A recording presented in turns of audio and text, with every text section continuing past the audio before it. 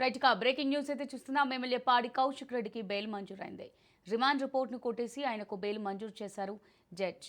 3 కేసుల్లోనూ కౌశిక్ రెడ్డికి బెయిల్ వచ్చింది. 50,000 చొప్పున 2 పూచీకత్తులు ఇవ్వాలని ఆదేశించింది కోర్టు. కరీంనగర్ కలెక్టరేట్లో జరిగిన సమావేశంలో దురుసుగా ప్రవర్తించారని కౌశిక్ రెడ్డిపై నిన్న 3 కేసులు నమోదయ్యాయి. ఆ కేసులకు సంబంధించి నేడు కోర్టు ఆయనకు బెయిల్ మంజూరు చేసింది.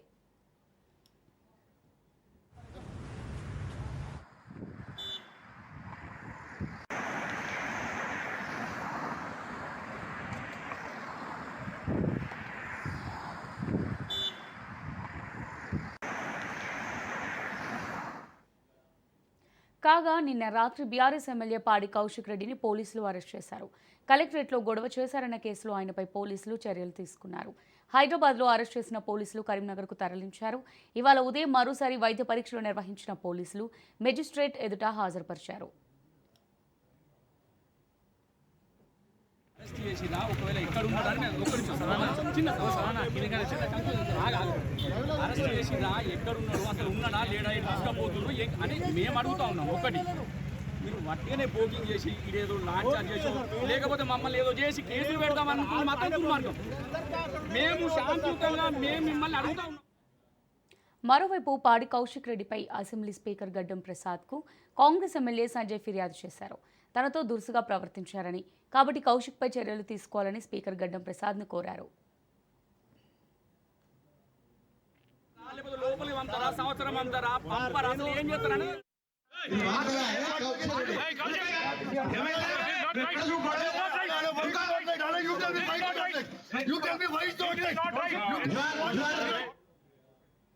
మొన్న కరీంనగర్ కలెక్టరేట్లో నిర్వహించిన సమావేశం రసాభాసగా మారింది. రైతు భరోసా, ఇందిరమ్మ ఆత్మీయ భరోసా, ఇందిరమ్మ ఇల్లు, కొత్త రేషన్ కార్డు జారీ సన్నద్ధతపై నిర్వహించిన కార్యక్రమంలో జగిత్యాల ఎమ్మెల్యే డాక్టర్ సంజయ్ మాట్లాడే సమయంలో ఆయన పక్కనే కూర్చున్న బీఆర్ఎస్ ఎమ్మెల్యే కౌశిక్ రెడ్డి లేచి అభ్యంతరం తెలిపారు. దీంతో ఇరువురు మధ్య వాగ్వాదం తోపులాట జరిగింది.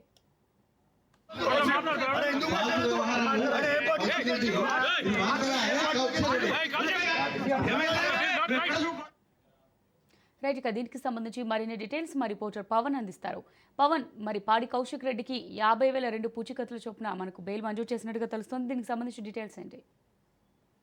నిన్న పాడి కౌశిక్ రెడ్డి ఎమ్మెల్యేను జూబ్లీస్ లో కరీంనగర్ పోలీసులు అదుపులోకి తీసుకున్నారు. అదుపులోకి తీసుకుని నేరుగా కరీంనగర్ కు తరలించారు. అయితే రాత్రి అంతా కూడా పోలీస్ స్టేషన్ లో పెట్టి విచారణ కూడా కొనసాగించారు. ముఖ్యంగా చూస్తే మాత్రము ఎమ్మెల్యే సంజయ్ పై అనుచితంగా ప్రవర్తించడంతో ఆయన వ్యక్తిగత పిఏ వినోద్ కుమార్ కూడా పోలీసులకు ఫిర్యాదు చేశారు. దానిపైన ఒక కేసు నమోదు చేశారు.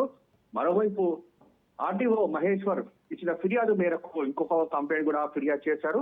మొత్తానికి కరీంనగర్ గ్రంథాలయ చైర్మన్ మల్లేశం ఇచ్చిన ఫిర్యాదు మేరకు 3 కేసులు కూడా నమోదు చేశారు. నమోదు చేసిన నేపథ్యంలో నిన్న జూబ్లీస్ లో రాత్రి పోలీసులు అదుపులోకి తీసుకొని నేరుగా కరీంనగర్ కు తరలించారు. అక్కడ నిన్న రాత్రి పోలీసులు విచారణకు కొనసాగించిన నేపథ్యంలో కొద్దిసేపటి క్రితం జడ్జి ముందు కూడా ప్రవేశపెట్టారు. అయితే జడ్జి ముందు కూడా వాదనలు కూడా కొనసాగాయి. వాదన కొనసాగిన నేపథ్యంలో పూర్తిగా కౌశిక్ రెడ్డి కంపల్సరీగా రిమాండ్ చేయాల్సిందే అనే తరఫున పోలీసులు ఒక వాదన వినిపించిన. ఎందుకంటే గతంలో పాడి కౌశిక్ రెడ్డి పైన కేసులు ఉన్నాయి. బంజారాస్ పోలీస్ స్టేషన్ లో కూడా కేసులు నమోదు చేశారు. ఎందుకంటే అక్కడ పోలీసుల పైనే దురుసుగా ప్రవర్తించారు కాబట్టి ఇతను మొత్తం క్రిమినల్ బ్యాక్గ్రౌండ్ ఉంది అనేది మాత్రం ప్రధానంగా ఇక్కడ వాదనలు కూడా వినిపించారు. మరోవైపు చూస్తే మాత్రము పాడి కౌశిక్ రెడ్డి యొక్క న్యాయవాదులు కూడా ఇందులో ఆర్గ్యుమెంట్స్ కూడా వినిపించారు. అక్కడ ఒక ప్రజాప్రతినిధి అక్కడ ఆ పార్టీ మారిన ఎమ్మెల్యేను కేవలం ప్రశ్నించారు తప్ప ఎక్కడ కూడా దాడికి పాల్పడలేదు. అంతేకాకుండా దీనికి సంబంధించి అసభ్యకరంగా ప్రవర్తించలేదు అనేది మాత్రం ప్రధానంగా దీనిపైన వాదనలు కూడా కొనసాగించారు. ఎందుకంటే ఇప్పటికే సుప్రీంకోర్టు కొన్ని తీర్పులను కూడా దీనికి సంబంధించి ఇందులో ఆర్గ్యుమెంట్స్ కూడా వివరించారు. దాని తర్వాత కోర్టు కూడా ఇవన్నీ కూడా 7 సంవత్సరాల లోపు శిక్షలు కాబట్టి దీనికి సంబంధించి బెయిల్ కూడా మంజూరు చేసింది. 3 కేసుల్లో కూడా బెయిల్ మంజూరు చేస్తూ మధ్యంతర ఉత్తర్వులు కూడా జారీ చేసింది. మరోవైపు 25,000 రూపాయల 2 పూచీకత్తులను కూడా సమర్పించాలని చెప్పి కూడా కోర్టు దీనికి సంబంధించి పాడి కౌశిక్ రెడ్డికి కూడా ఆదేశాలు జారీ చేసింది. మరోవైపు చూస్తే మాత్రం ప్రధానంగా పోలీసులు ఎప్పుడు పిలిచినా రావాలి, వారి విచారణకు సహకరించాలి అనేది మాత్రం ప్రధానంగా కోర్టు కూడా పాడి కౌశిక్ రెడ్డి కూడా సూచనలు జారీ చేసింది. మరోసారి ఇలాంటి ఘటనలు పునరావృతం కాకుండా పాడి కౌశిక్ రెడ్డి చూసుకోవాలనేది మాత్రము ప్రధానంగా కోర్టు కూడా దీనికి సంబంధించి కొంత పాడి కౌశిక్ రెడ్డి కూడా ఇందులో సూచనలు కూడా జారీ చేసిన పరిస్థితి కూడా చూస్తున్నాము.